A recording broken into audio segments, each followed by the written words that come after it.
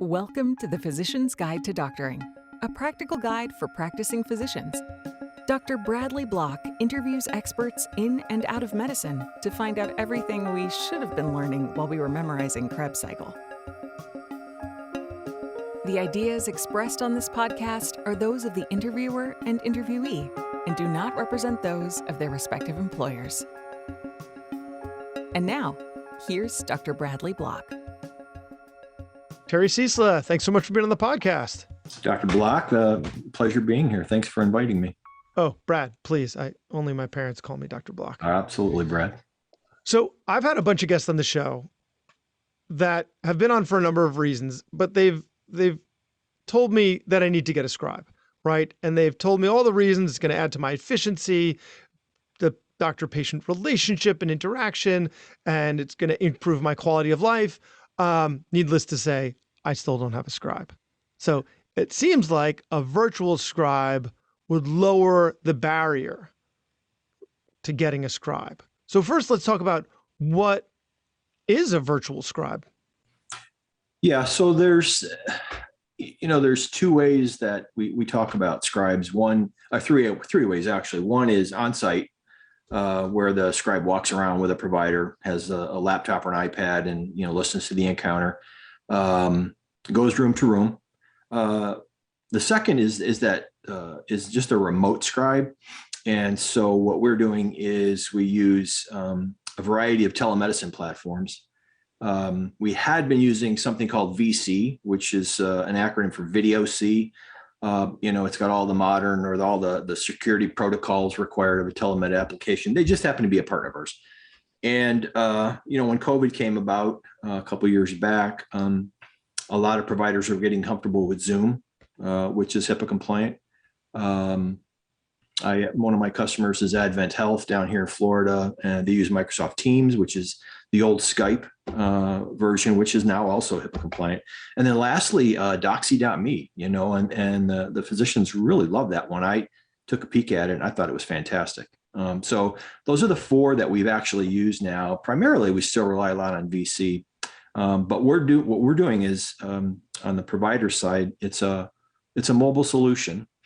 So mobile meaning that the provider has to have a laptop or an iPad.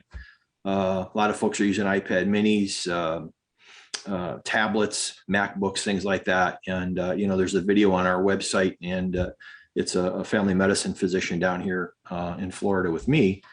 He uses a cart on wheels. So he puts the laptop right on the cart, has a little microphone that helps pick up on the audio and increases the fidelity and the quality of the conversations. And so we're making a connection that way from the scribe to the provider. They both have this telemedicine. So the scribe calls the provider. Simultaneously, they're in whatever EMR. And for us, we're up over 25 EMRs, I think. But we have credentials right into the EMR. And so the provider walks into the room with that device, sets it down, or if it's a cart on wheels, wheels it in. Basically says, hey, I have a scribe with me on my computer. They're listening in, so I can focus exclusively on you and not have to worry about the EMR. And as patients, we all know exactly what that provider's saying, because that's just the way it is now. As you just, your provider is so focused on listening to you, but adding in to the EMR. And so thirdly is this virtual scribe. And so I think it's just a play on words that, I'm virtual right now. I work from home virtually. And oftentimes a couple of years back, some of my guys and I, we wondered if we should even use the term virtual scribe. But, especially post-COVID, everybody's virtual. So in my world, virtual means remote. However, there is artificial intelligence out there, and I can, we can talk about that a little bit further, but does that seem to answer the question? Yeah. So we're using the term right now, virtual scribe, to, I think you put it really well. It's a remote scribe. Mm-hmm. Like we're working remotely. We're not working virtually. It's not virtual reality. I think virtual really sounds more like your scribe is AI, although I think we all understand it to mean that it's really remote. But just for for simplicity's sake, we'll keep using the word virtual, but we really mean is remote. Right. And so in your platform well, talk to us about the workflow, right? Like, is it recorded and then the scribe takes the note later, or is it happening contemporaneously? Yeah. So, from a setup perspective, usually, about a 6-week setup, somewhere between 4 and 6 weeks. It really depends on the customer and, the size of the customer and, and the folks in IT, they have so many plates spinning all the time. So we get that all taken care of, to actually, to the point where we're going to go live. Even when we go live, it's still a crawl, walk, run. It's just not something that you just light off and flip a switch and your scribe is starting to scribe for you. That's just not possible. So one of the things that we're doing, or the many things we're doing during the implementation process, is discovery. So we're looking at, first of all, from the enterprise level, what were we here for in the first place? What are we after? What are some of the strategic objectives of the customer? Because we want to make sure that, hey, if we're focusing on RVUs, then, once we get up and running, every quarter, we're going to have a meeting and we're going to make sure that the RVUs are increasing, or the visits per day are increasing, things like that. But then we get into the more granularity of it, and that is each provider. So we conform to the provider. So we're looking at things in the EMR like templates that the providers are using, dot phrases, shortcuts, macros, abbreviations. How do you want this set up? Because we set it up the way the providers do. Really what we're doing is stepping right in and taking over everything. So like I said, once we're ready to go, first week, the first day actually, the project manager on our side will make the first introductions, make sure that the scribe and the provider connect with each other through the telemed, let them talk for a little bit, and then the provider will then share his or her screen with the scribe and start seeing patients. And so when it's appropriate, the scribe will ask some questions. Like I saw you used this chronic sinusitis template. I would have thought you used the acute sinusitis, and little things like that. So they're always looking for clarification. Usually somewhere around the middle of day 2, the scribe will say, okay, I'd like to start doing every other visit.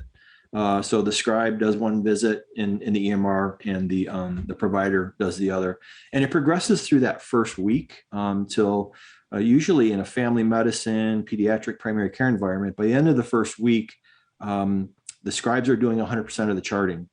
Some of the surgical services, orthopedics, GI, where the folks are not in clinic every day, all day, that kind of cuts into that time that the scribe spends with the provider. So usually by the mid-second week of service, the scribes are able to start charting 100%.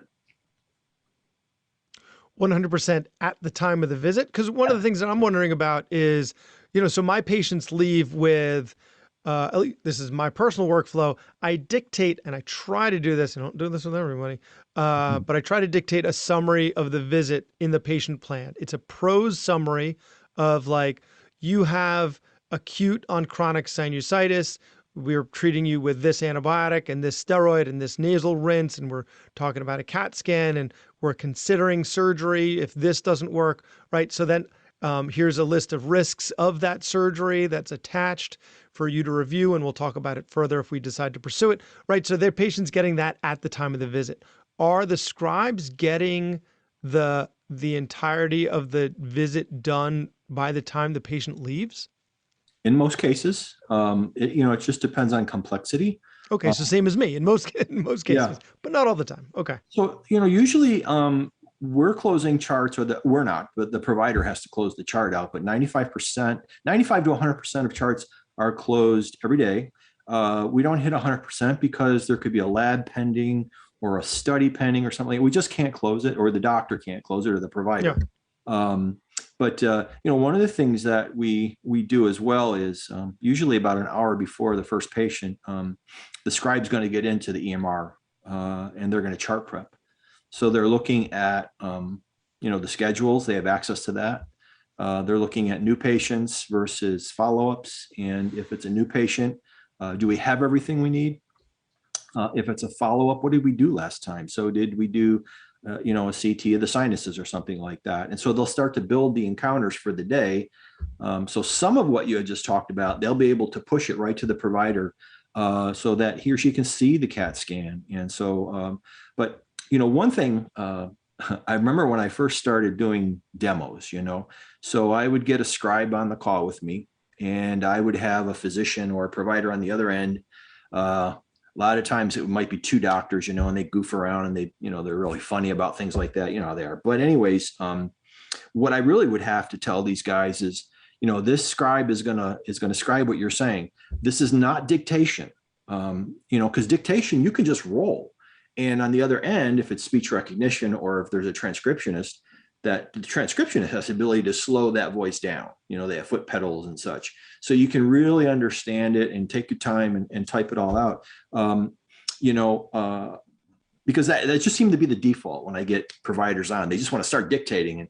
And scribing is not dictating. It's, if you're seeing a patient and, how are you today? What's going on? While you're talking and while the patient is talking, that's when we're putting everything into the electronic medical record. So let's say, you're going to do an exam. So you look in the right ear. So you got to grab the otoscope. While you're doing that, the scribe is still charting away, catching up.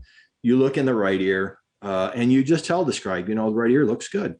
And then you got to pick the otoscope over the top of the head. You got to come around the exam table. This is when the scribe is doing these things, keeping in mind you have templates, that may already say within normal limits. But left ear, is bulging, and we've got some erythema in there. So maybe we've got some otitis. And the scribe is listening, And so there are times where the scribe can play that catch up. So I hope my point's coming across. It's not dictation. I have a orthopod out in northern Louisiana. He likes to see 4 patients and then come out of the 4th and then dictate to a scribe, to a live person. And that's like drinking out of a fire hose, So, it's problematic, but that's the way he's going to do it. And that's the way we're going to do everything to accommodate. And so, well, that's because that's the habit that particular person has built from, doing it the previous way. There's probably a better way for that person to do it. You know what I mean? Like you can't teach an old dog new trick. Well, you know what? Might be time to teach that old dog a new trick and, and have it do, because the workflow might, rather than taking a pause, having it all happen at the same time, then you don't have to pause, come out of the room and do all 4, have it happen. That seems like the whole idea here. Is you're doing it while it happens. The way I see it happening is, the patient gives me the history, and then I'll say, can you put in the template for a normal visit? Because when I look in everyone's ear, nose, and throat, I'm doing the same exam. Maybe I'll do a little more of a neuro exam on a dizzy patient or something like that. And then I'll say like right ear, I'll just, if there's an abnormality, fine. Septum's deviated to the left, some purulence in the middle meatus, rotational transient nystagmus with Dix-Hall pike to the left. But it seems pretty easy to just pull up a template if we're doing the same exam every time. Now, in different specialties, that might not happen, I guess. Right. Yeah, and I think that kind of coincides. Like a lot of times I get asked, what about coding? And the scribes aren't coders, but over time they know enough to be dangerous. They're never going to debate an E&M level with a provider, but they get to know the codes. I know there's 80-some thousand codes now, however, ICD-10s, but no matter the practice, your code sets are finite. There's a limited number of codes you're using, so they get to know it. They get to know. Also, as physicians, we tend to use the same codes over and over again, right? Mm-hmm. Like we I might choose, like if a patient comes in with a tympanic membrane perforation and drainage from the ear, I might choose otorrhea. I might choose tympanic membrane perforation. I might choose conductive hearing loss. So I could choose any of those. We'd probably have the habit of doing the same things over and over. So the scribe would be able to learn our habits. So the question is, do you get the same scribe every time then, so that they can learn your habit and your way of doing things and what you have a tendency to see? Yeah, absolutely. There are vendors out there that, for whatever reason, the provider calls the scribe desk, and then whatever scribe is next, on the bench, that's who you work with for the day. And that is just absolutely setting up for failure. And it's paramount that you work with the same person every day. I often make the comment lately that the scribe and the provider are with each other more than the provider is with their spouse or their partner or significant. They really are 8.5, 9 hours a day. They're with each other, talking, scribing, that just coincides with how well the scribe gets to know the provider. What if the scribe really doesn't like me? I've had the opposite of that, So now the scribing world, by and large, is offshore, so you'll have the Philippines, India, and so there are times certainly when, accents become an issue. I've not had a scribe not like somebody, I have had providers. Please not verbalize it. Well, I'm sure that there's feelings. Terry, that guy's a jerk. I don't want to work with him again. Yeah, I'm sure of that. Yeah. But these are professionals. And the one thing with when you get in, with what I do is these are professional scribes. This is what they do for a career. They're not gap year students. They're not waiting to get into PA school. I just did a presentation yesterday down in New Orleans, and it's the same thing. What's going on? Well, we're using this service, and all of the scribes are all of a sudden suddenly going to school now. So now it's the revolving door. So primarily going to be offshore. My organization, Scribe EMR, we're up to 25 US based now, and it looks like we're going to go to 35 to 40. We just signed University of Kentucky last week. So anyways, there sometimes whole university, like a department or the entire university? Internal medicine, the medicine. Internal medicine. Yeah. Okay. There are still folks out there, obviously, where, to send things offshore is just prohibitive. Are you seeing this more in any particular specialty? Are you seeing buy-in more in internal medicine? You mentioned GI, orthopedics, internal medicine. Who's really got the most buy-in? Family medicine, peds, family medicine, because they're really, they're in the grind Monday through Friday in that clinic, charting. At least you get to go out and, into the go to the operating room, take out some earwax. Yeah.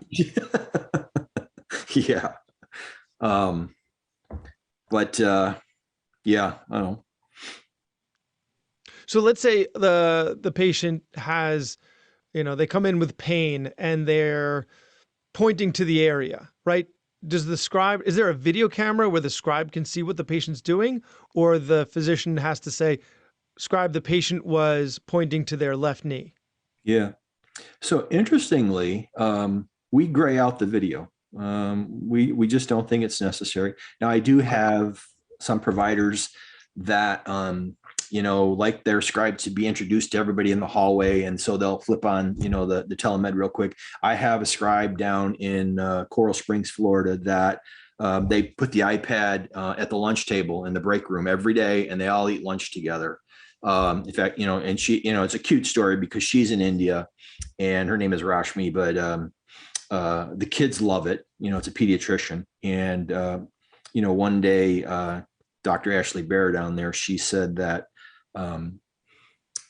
she was talking to her scribe on her iPad, and the scribe said something back, and the child was stepped back a little bit, said, "Whoa, is that Alexa?" And she said, "Oh no, Rashmi's much better than Alexa." But what they ended up doing is in the corner of the waiting room, they put a globe and a little pin in Bangalore, India, where Rashmi is, and they have a big photo or a big poster board of her and the things she likes to eat and, little things about her. So the kids just eat it up.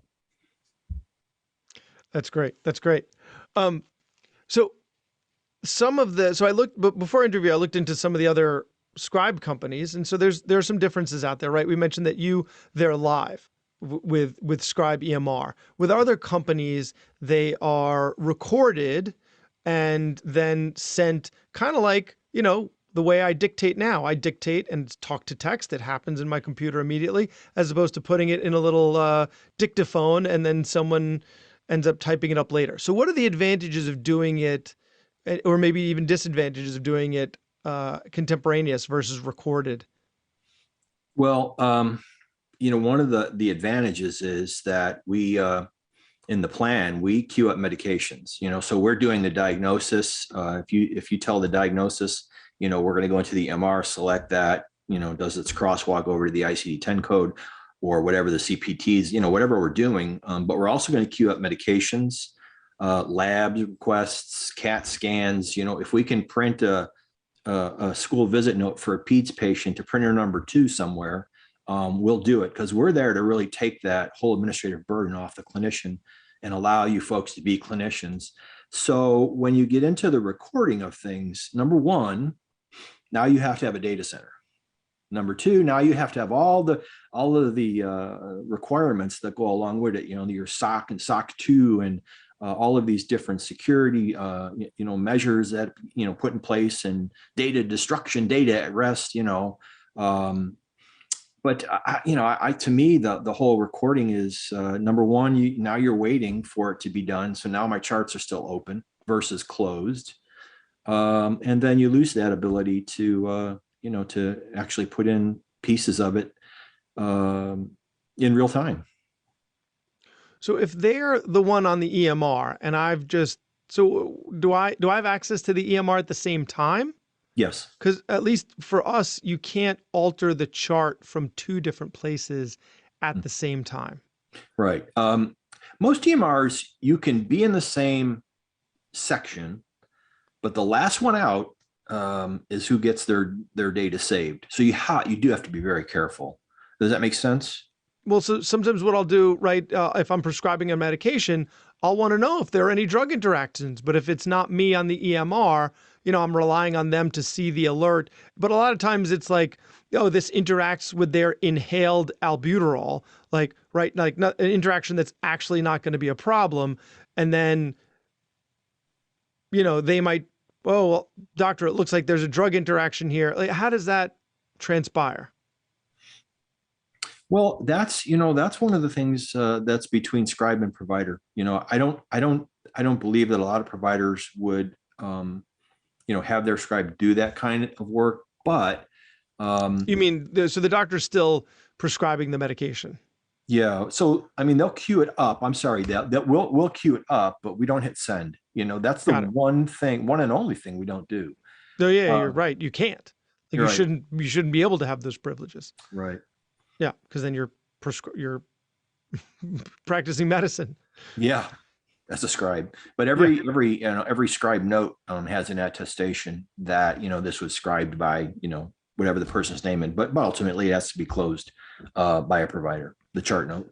Okay, so the scribe has written the chart note, right? They wrote the history as the patient was saying it, wrote some of the physical exam as the physician was dictating it out loud, and then the patient, so then the doctor tells the patient what the plan is, and then the scribe writes the plan in that section as the physician's saying it. Yes. And then the physician like executes on ordering the imaging and the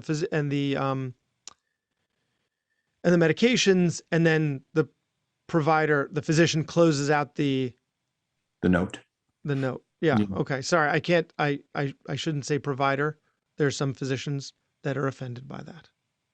Well, I only say provider because I have PAs and nurse practitioners. Yeah, PAs and NPs. Yeah. No, we're all providers. I think it's personally, I think it's silliness that we get so offended by stuff like that. Yes, we're different, but that's, there's creep, there's a specialty creep that happens. So, and which is a problem. So, okay. So then you've hit send on your medications, we've closed out, and now the patient gets their medications in this end. So the thing that's really the time saver is you don't have to independently write any of that stuff and document your physical exam, but the stuff that you're maybe not saving time on is the ordering the medications and ordering the imaging. And then you got to, review the note before you close it out. Working with a scribe is just like working with an executive assistant. And if you don't work with that person and explain, exactly how you like things done and reinforce it, and have that feedback, then they're not going to learn. So if you spend time with a scribe explaining what you had just said about drug interactions and things like that, they'll do it, eventually. Yeah. You'll get to the point where that they're doing it correctly. So, so scribing, up front can be a little disruptive. You have a doc that's, got to see 25 patients. Now I got to scribe, and so it could be a little stressful, but so worth it. Yeah. It was the same thing when we adopted our EMR, right? You have to we started out doing 2 patients an hour, and then we were able to ramp up from there.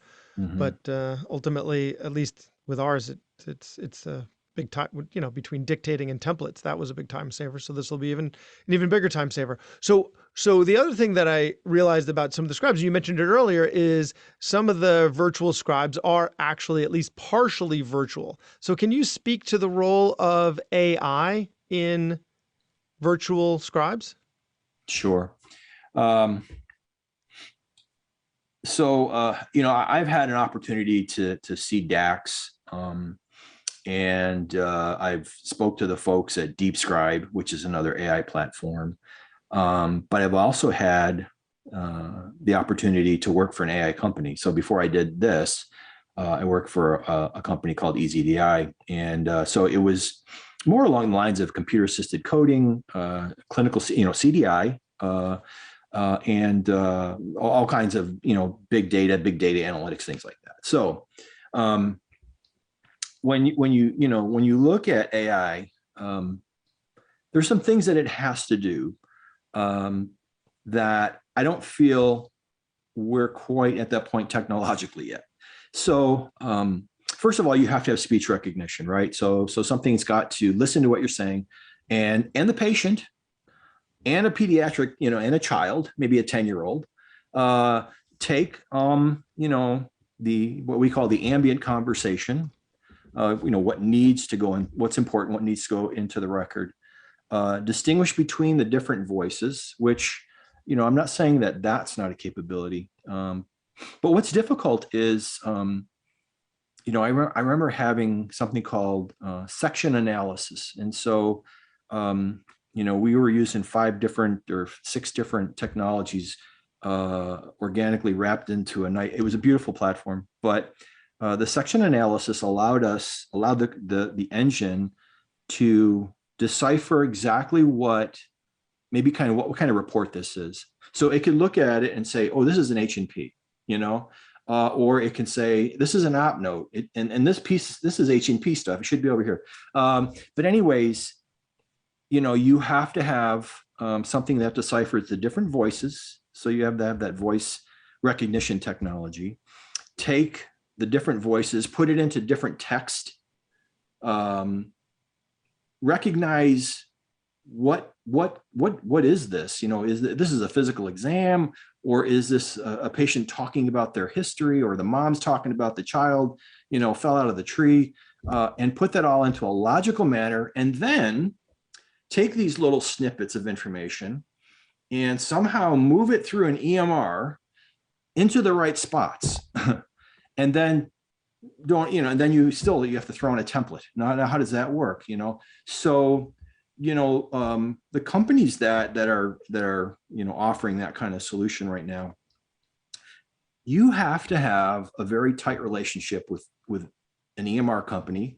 In fact, all of them. So you have to have ECW, Epic for sure, because how is that application going to maneuver through these EMRs? So, and I'm saying this because I've talked to physicians and they've said, tried it, didn't work. And I'm not going to say which one's which, but, just didn't work. And so now I'm calling you. And so, I think, I remember when SpeechRec really kind of first came out, I started getting, introduced to it in about 2000.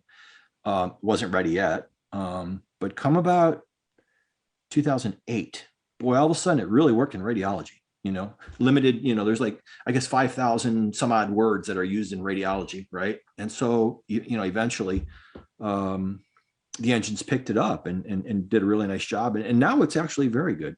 So I like to think that we're probably 5 to 8 years away from something that can actually recognize all the different voices and the semantics and and put it into the right spot in EMR.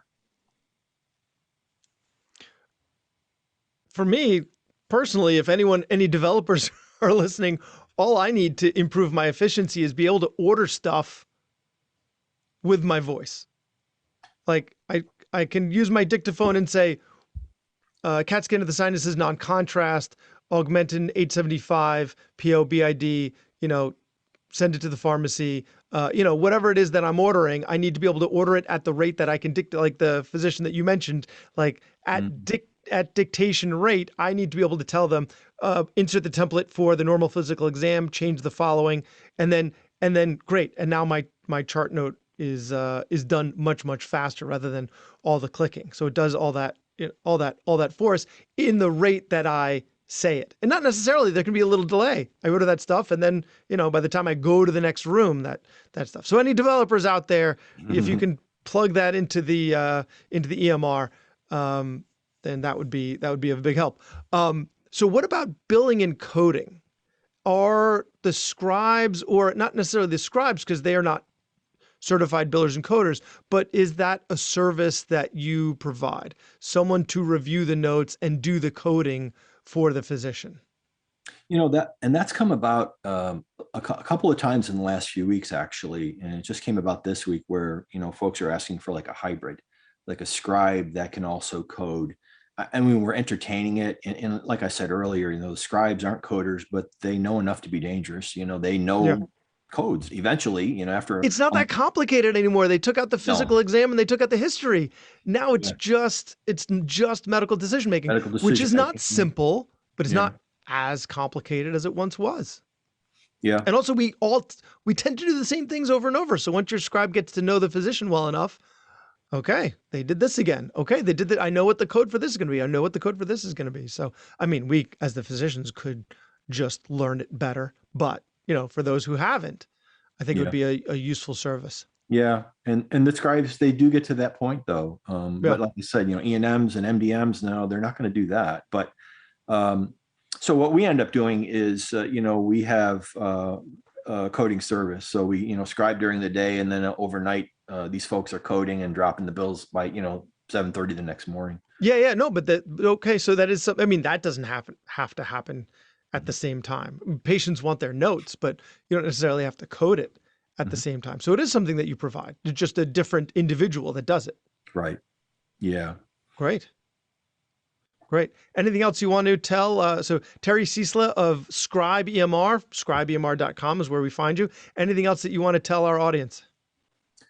Yeah. I just, I remember talking to folks, when I first came to this organization, and it just felt like 9 out of 10 times this works, and so we finally ran the numbers, and sure enough, 91.4% retention. So it is truly 9 out of 10 times. It doesn't work for everybody. Some doctors, they just really want to do it themselves. But I know that, as of today, I have 856 providers on service. I do not have one doctor, not one provider, calling me saying, Terry, I'm still at home charting. That's over. And, you guys, you physicians, you're not allowed to be baseball coaches and things like that. How the heck could you do that? And, this is one way to kind of get some of your life back. Yeah. One of the major, we've talked about this on a number of episodes. One of the major causes of burnout is the EMR. So you take that away. And also administrative burdens can be, charting is one of those. So there's some overlap there with those two causes of burnout. So get yourself a virtual scribe, a remote scribe, whatever you want to call them. Thanks again, Terry, for coming on the show. All right. Thanks, Brad. Thanks for having me. That was Dr. Bradley Block at the Physician's Guide to Doctoring. He can be found at physiciansguidetodoctoring.com or wherever you get your podcasts. If you have a question for a previous guest or have an idea for a future episode, send a comment on the webpage. Also, please be sure to leave a 5-star review on your preferred podcast platform. We'll see you next time on The Physician's Guide to Doctoring.